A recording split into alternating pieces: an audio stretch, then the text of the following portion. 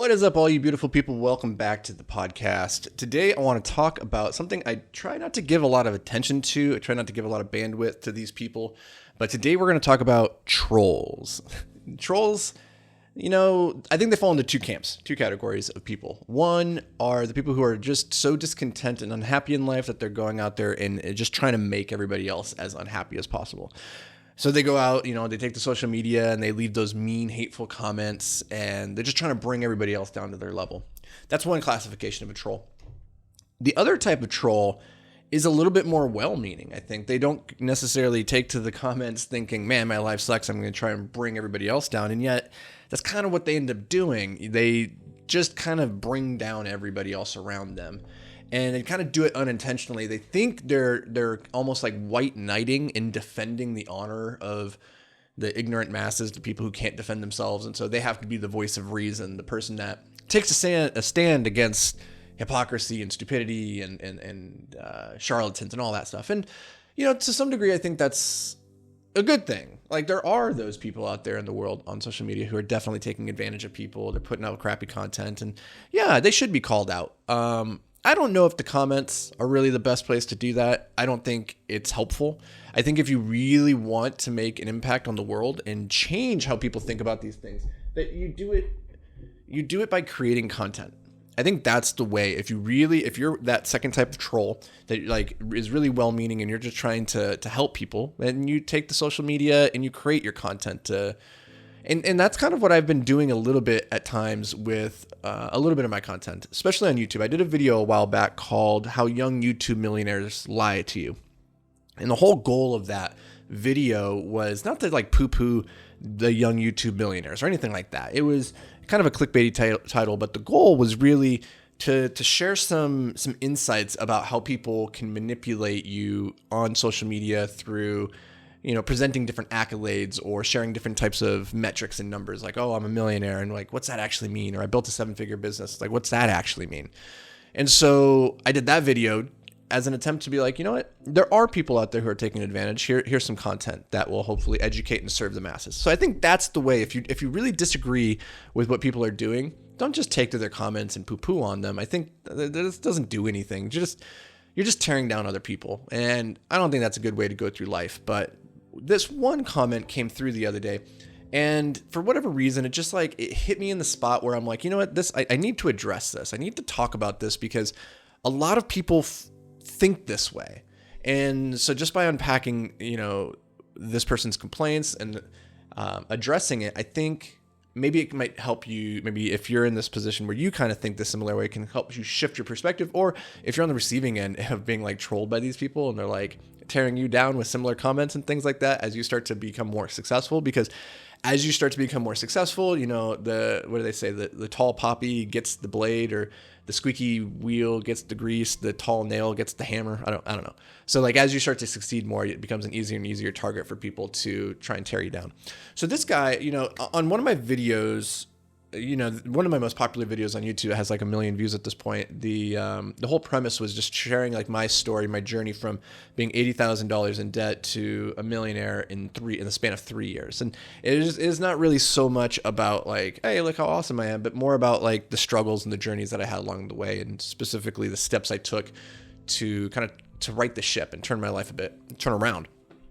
And, on those types of videos, when you start talking about oh, look, I'm successful, I've made all this money, people come out of the woodworks, and then, they start to share their stories about how life is very difficult and they're in these financial hardships. And, if you just gave them a little bit of money, it would change their life. And this guy was in that camp. He said, his comment was this. He says, somebody asked for some money, effectively, in the comments. They're like, hey, give this guy some money. He's struggling. You should help him out. You have all this money. You don't need it.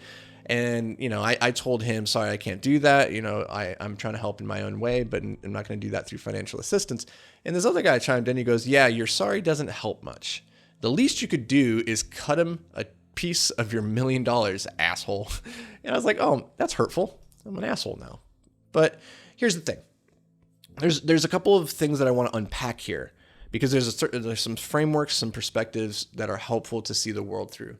Number one, I believe deep down that money is a tool. It's a very dangerous tool. It's also a very powerful tool. If you know how to use it, if you know how to wield it, then you can do remarkable things with it. But if you don't, it can destroy you far faster than not having money. And so in a lot of these cases, when people are asking for money, they think that the lack of money is their problem. And it's not. The lack of money is not the problem. The problem is that you lack the skills and the ability to go out there to get money.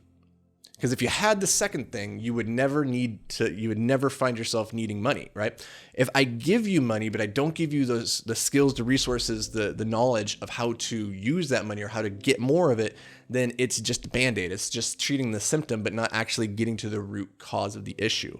And so one, throwing money at people doesn't solve the problem, because if you don't know how to wield this tool, the chances are you're going to hurt yourself with it. And so that's number one. Number two is, I take umbrage with the idea that I'm not doing enough to try and help these people who, they just need a little bit of money. $10,000 could be very transformative for them in their lives. And I totally get that. But the thing is, I look at it through two lenses. One is, if I offered you $1 million in exchange for the fact that you only get to live for another week, like I'll give you $1 million, but you only get to live for one more week, would you take the money? The answer is no. Like, of course not. Like, there's no amount of money in the world that's worth just getting to live for another week, unless you're terminal and you only have a day and you're like, hell yeah, give me that $1 million. I'll take a whole week, right? Generally, though, we recognize that time is far more valuable than money, because you can't get your time back. There's an infinite supply of money, but like once your time's up, you don't get more of it. And so most people are trading their time for money, and the short term. But like, if I had to like put it to you and say, would you trade the rest of your life and all you get is 1 week left and I'll give you $1 million, would you take it? The answer is no.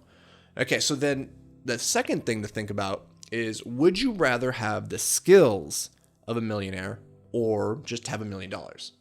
And the answer here is pretty obvious when you think about the fact that having the skills of a millionaire is far more valuable. Far, far, far more valuable, because you can use those skills into perpetuity to go and make way more than $1 million, right? Like, once you know how to make the money, making the money is a formality.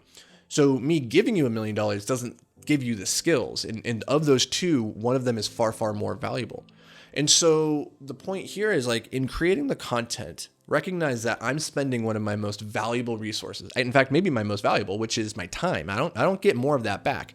In an attempt to share a priceless education of the skills that you need to be able to go and make money. And so those are pretty much the two most valuable things I have to give. And when people look and say, I want your money, really, what they're upset about is the world is playing a game of chess, and they're frustrated that their strategy for playing checkers isn't transferring. It's not winning the game. They're not doing well, and they're frustrated. And my feedback to them is just, stop complaining, learn the game, and then play it better.